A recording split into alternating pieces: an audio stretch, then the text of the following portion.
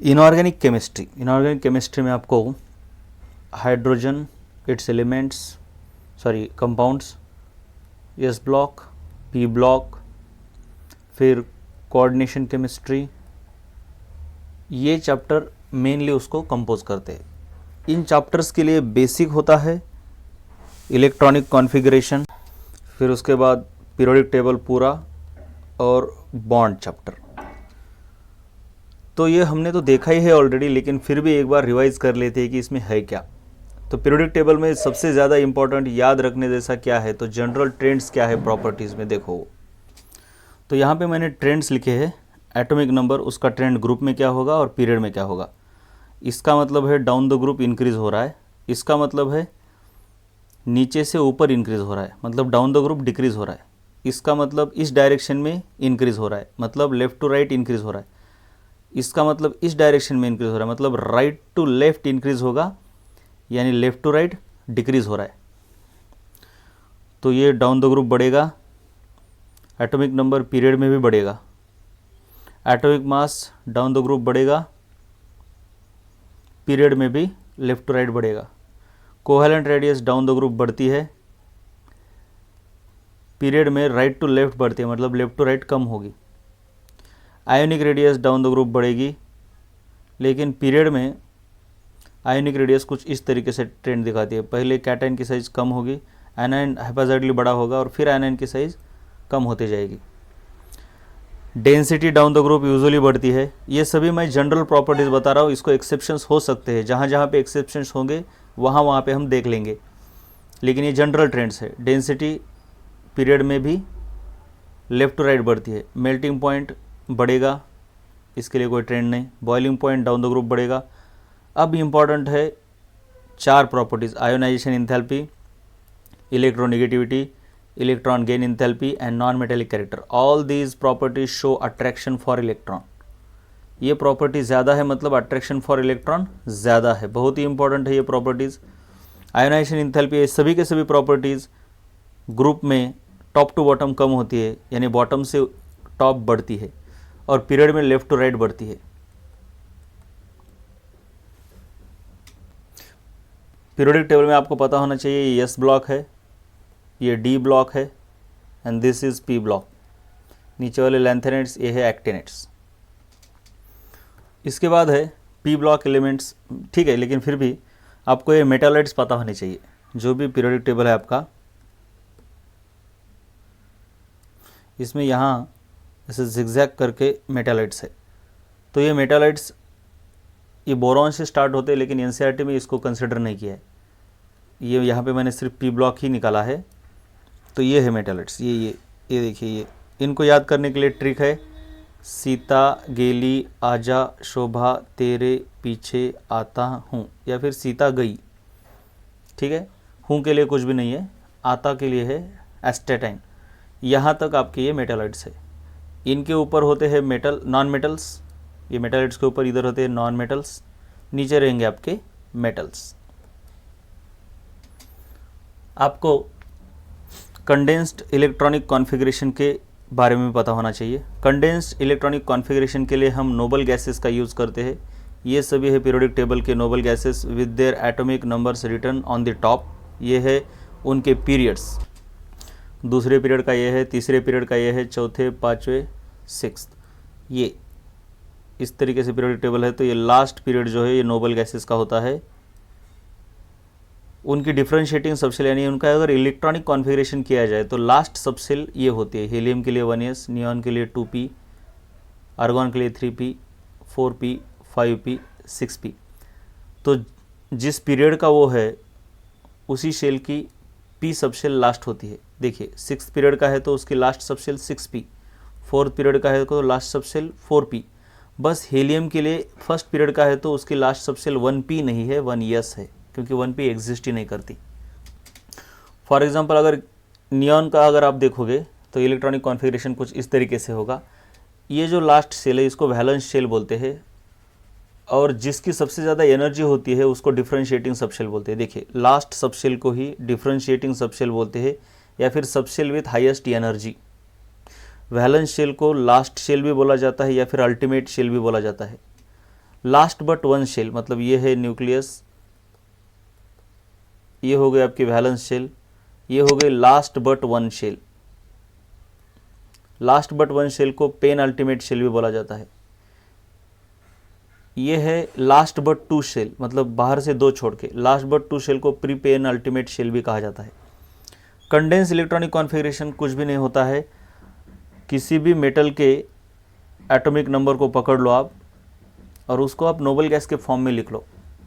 जैसे कि रोडियम के पास नोबल गैस होता है क्रिप्टॉन, रोडियम के पास वाले दोनों नोबल गैस लिखने होंगे आपको। आगे है जेनॉन और कम एटॉमिक नंबर वाला है क्रिप्टॉन, तो आपको कम एटॉमिक नंबर वाला जो है उसको चूज़ करना है। तो क्रिप्टॉन के पास 36 इलेक्ट्रॉन है, तो 45 में से 36 चले गए, तो बचे अपने 9। जो 9 बचे हैं उनको इस 4p के आगे के शेल्स में डालना है, 4 सब शेल में। तो 5s 4d है उसके आगे, 4p के आगे, यानी क्रिप्टॉन तक का इलेक्ट्रॉनिक कॉन्फ़िगरेशन आपको लिखना है, कंडेंस कर देना है। तो फिर आगे क्या है 5s2 4d7, this is called as condensed electronic configuration. ये 9 इलेक्ट्रॉन जो बचे हुए थे इसके, वो हमने डाल दिए। ऐसे ही ये कंडेंस इलेक्ट्रॉनिक कॉन्फ़िगरेशन भी याद रखना है, बहुत इंपॉर्टेंट है इनऑर्गेनिक केमिस्ट्री में। फिर अब्बाउ रूल से n+यल रूल, अगर आप n+यल रूल अप्लाई करते हो तो order of filling various subshell electronic configuration के लिए ये है, ये आपको पता होना चाहिए, बहुत ही इंपॉर्टेंट है। उसके लिए जो ट्रिक है वो इधर लिखी है। और अलग अलग पीरियड में हम कौन सी सबशेल फिलअप करते हैं। फर्स्ट पीरियड में पीरियोडिक टेबल के हम 1s फिलअप करेंगे, सेकंड पीरियड में हम 2s फिलअप करेंगे और 2p, थर्ड में ये दोनों, फोर्थ में ये, इसको आप देख लो, बहुत इंपॉर्टेंट है ये, बस रिवाइज कर रहा हूँ मैं पीरियोडिक टेबल। तो 1s की टोटल कैपेसिटी 2 एलिमेंट्स की, इसलिए फर्स्ट पीरियड में सिर्फ 2 ही एलिमेंट है, 2 इलेक्ट्रॉन के।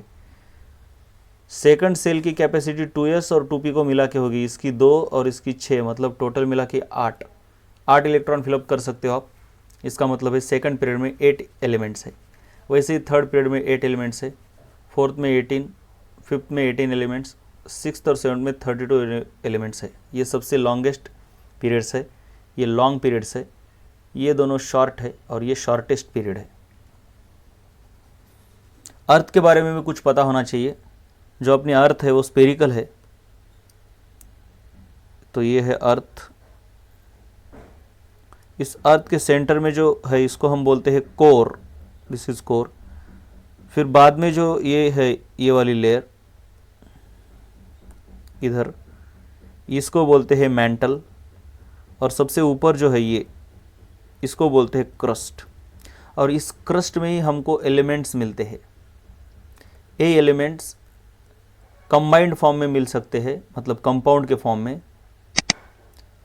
या फिर फ्री एलिमेंट्स यानी नेटिव फॉर्म में, मतलब किसी के साथ रिएक्ट ही नहीं हुए, जैसे कि गोल्ड, सिल्वर मिल सकते हैं आपको, प्लैटिनम, सिल्वर तो नहीं लेकिन गोल्ड और प्लैटिनम मिलते हैं फ्री फॉर्म में। ज़्यादातर एलिमेंट हमको कंपाउंड के फॉर्म में मिलते हैं। तो वो कंपाउंड्स कुछ इस तरीके से होते हैं, SiO2, Al2O3।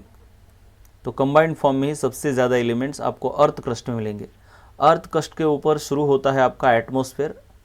एटमॉस्फेयर में कुछ लेयर है, ट्रोपोस्फेयर, स्ट्रेटोस्फेयर, मेसोस्फेयर, आयोनोस्फेयर। तो इसमें जो एलिमेंट्स है, इन एलिमेंट्स की स्टडी अगर करनी है तो उसको बोलते हैं हम S block, P block elements. इस अर्थ क्रस्ट में सबसे ज़्यादा एलिमेंट ऑक्सीजन पाया जाता है, उसके बाद सिलिकॉन, उसके बाद एल्यूमिनियम, उसके बाद आयरन, उसके बाद कोबाल्ट, कैल्शियम, फिर सोडियम एटसेट्रा। लेकिन ये बहुत इंपॉर्टेंट है। अब इनऑर्गेनिक केमिस्ट्री पढ़ने से पहले सम कॉमन थिंग्स बहुत ही इंपॉर्टेंट है, जो कि हर रिएक्शन में आते हैं। सबसे पहले आपको पता होना चाहिए एसिड और बेस की रिएक्शन होने के बाद साल्ट और वाटर फॉर्म होता है। जैसे कि HCl एसिड है, NaOH बेस है, तो NaCl साल्ट है और वाटर फॉर्म हो गया। हम एसिड यूजुअली उसको बोलते हैं जिसके पास H+ प्रोड्यूस करने की ताकत होती है, और बेस उसे बोलते हैं यूजुअली जिसके पास OH- प्रोड्यूस करने की ताकत होती है। लेकिन एसिड और बेसिस के अलग अलग थेरीज है। ज़्यादातर हम इसको बोलते हैं H+ और OH-, या फिर हम उसको H+ बोले, उसको एसिड बोलेंगे जो H+ देगा, और जो H+ लेगा उसको भी हम बेस बोल सकते हैं। और तीसरी थ्योरी होती है लोन पेयर के फॉर्म में। जो लोन पेयर को देगा वो एसिड होगा, और जो लोन पेयर को इलेक्ट्रॉन के एक्सेप्ट करेगा उसको भी बेस बोल सकते हैं। ये थ्योरीज हम आयोनिक इक्विलिब्रियम में देख चुके हैं। उसके बाद एसिड और कार्बोनेट या फिर बाइकार्बोनेट हो तो रिएक्शन होगी साल्ट वाटर, सेम देखिए साल्ट वाटर सेम, लेकिन साथ में कार्बन डाइऑक्साइड एक्स्ट्रा प्रोड्यूस होगा, कार्बोनेट हो या बाइकार्बोनेट हो। जैसे कि एसिड और सोडियम कार्बोनेट, तो फॉर्म हो रहा है आपका साल्ट, ये वाटर यहाँ पे दिख नहीं रहा H2O, ये वाटर, और एक्स्ट्रा CO2 फॉर्म हो गया। ये बेस की तरह ही काम करता है, बस CO2 ज़्यादा इवॉल्व करेगा। ये बहुत इंपॉर्टेंट चीज़ें आपको याद करनी होगी, क्योंकि इनऑर्गेनिक केमिस्ट्री में जब रिएक्शंस आएगी तो मैं डायरेक्टली बोलूँगा ये कार्बोनेट है तो CO2 इवॉल्व करेगा, तब आपको समझना चाहिए।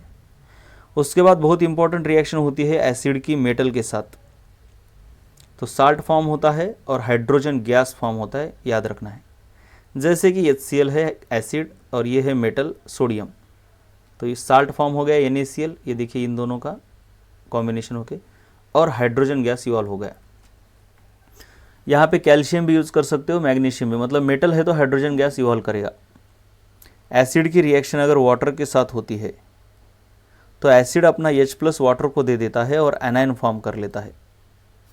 जैसे कि ये एसिड है, उसने अपना H+, ये देखिए वाटर के ऊपर लोन पेयर होती है, तो ये H+ को वाटर खा लेता है।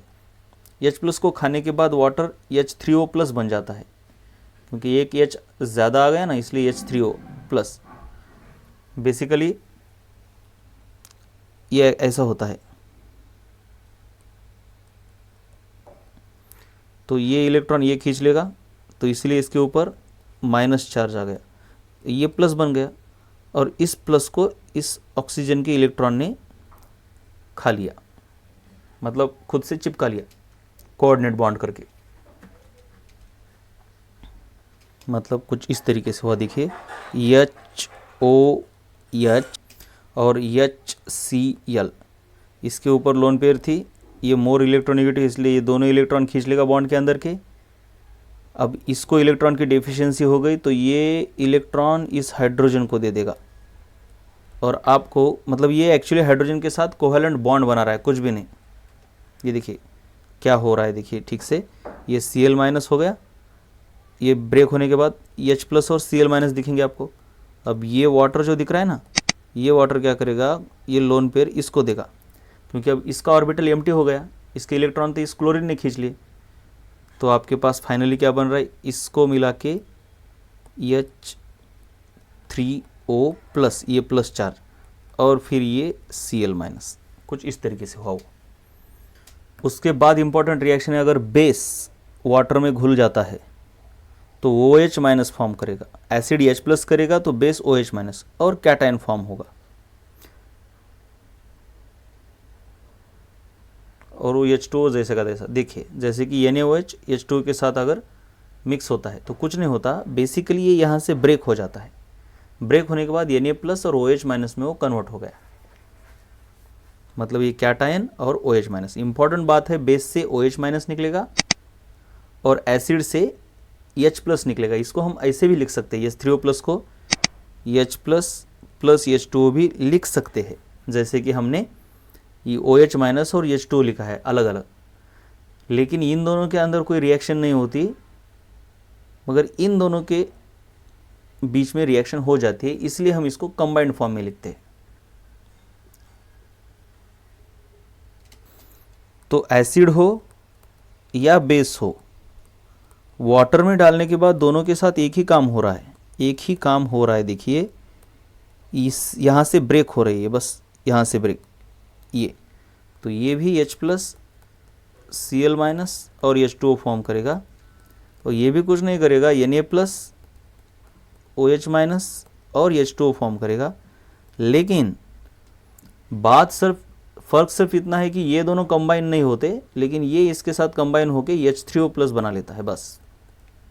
लेकिन कई बुक्स में आपको ये अलग अलग तरीके से लिखा हुआ दिखाई देगा। अब एसिड बेस के बारे में एक बात आपको तो याद रखनी है, बहुत important.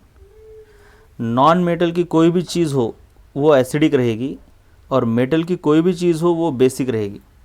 Non metal basically electron acceptor रहते हैं, और मेटल्स यूजुअली इलेक्ट्रॉन डोनर्स रहते हैं, ये भी आपको पता है।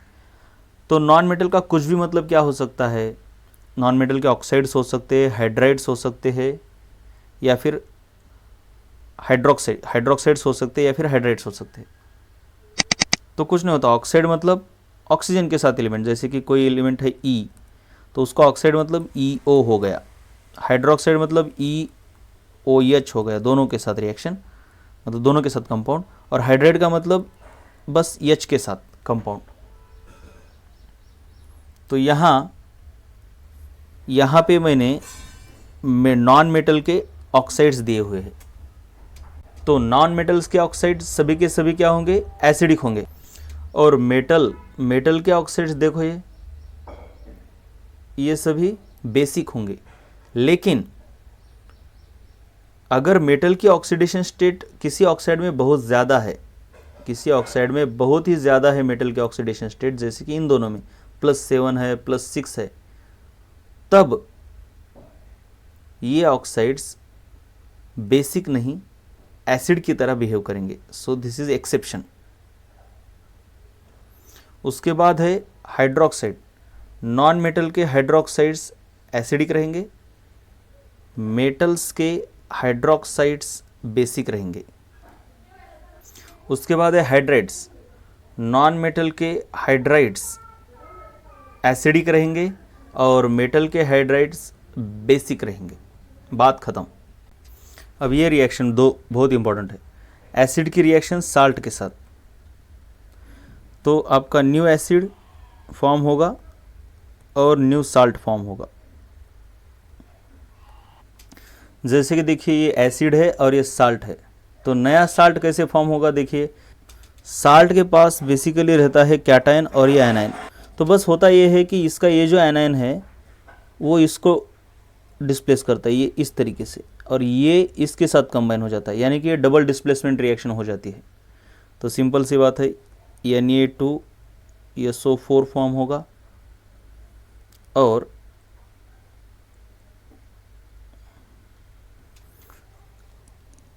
ये क्लोरीन के साथ ये कंबाइन हो जाएगा, यानी HCl।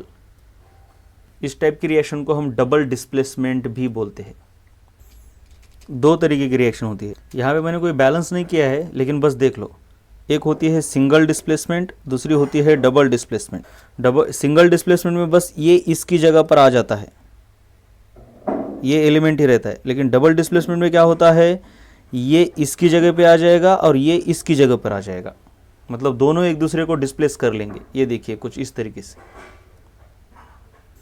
तो ये एक डबल डिस्प्लेसमेंट है। कैसे डबल डिस्प्लेसमेंट है? ये इसकी जगह पर चला गया और ये क्लोरीन इस हाइड्रोजन की जगह पर चला गया। देखिए इस तरीके से। तो इस डबल डिस्प्लेसमेंट से ये जो फॉर्म हुआ, ये एक नया साल्ट है, और ये जो हुआ ये भी एक दूसरा एसिड है। बस पुराना एसिड साल्ट बन जाएगा, पुराना साल्ट एसिड बन जाएगा। बेस प्लस साल्ट में भी वही होता है, नया बेस फॉर्म होगा और नया साल्ट फॉर्म होगा। मैकेनिज्म वही है, डबल डिस्प्लेसमेंट। ये इसकी जगह पर जाएगा और ये इसकी जगह पर जाएगा, यानी KOH प्लस NaCl। तो ये है नया बेस और ये है नया साल्ट। जितनी भी रिएक्शन बताइए वो बहुत इंपॉर्टेंट है, याद ही रखना है। अब दूसरी बात इम्पॉर्टेंट याद रखनी है वो ये कि अगर आपको सबसे पहले पता होना चाहिए, कोई भी साल्ट एसिड और बेस के कॉम्बिनेशन से बना होता है, ऐसे समझते हैं। जैसे कि NaCl ये साल्ट है, तो ये HCl और NaOH इन दो एसिड और बेस से बना हुआ है, ऐसा एज्यूम किया जाता है। मतलब साल्ट में जो कैटायन होता है वो बेस से आता है और जो एनायन होता है वो एसिड से आता है, ऐसा समझ सकते हैं। So this part is from acid, this is from base.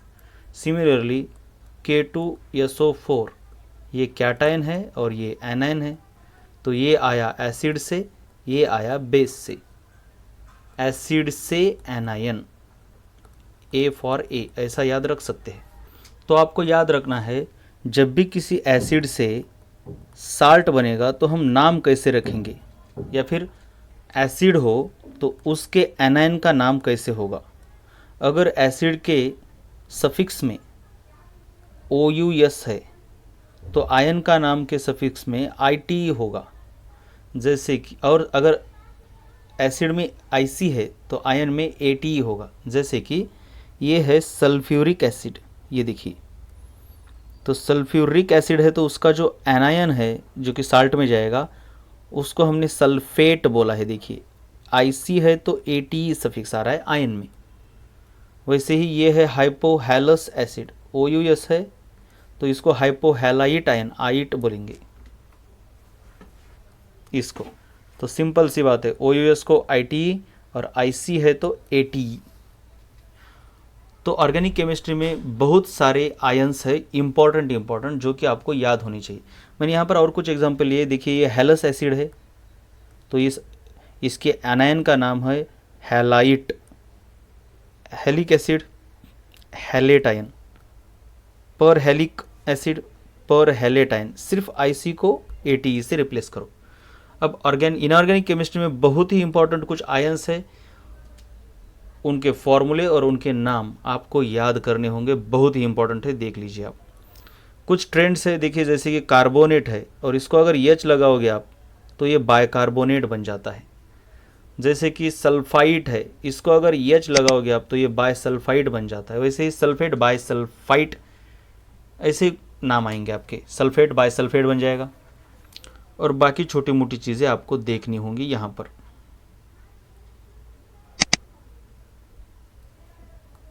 ये आयन याद होनी चाहिए जिससे आपको अलग अलग कंपाउंड के नाम इजीली बनाते आएंगे। उसके बाद इनऑर्गेनिक केमिस्ट्री में इंपॉर्टेंट चीज़ याद रखने के लिए वो है formation of ionic compound by cross multiplication of valency.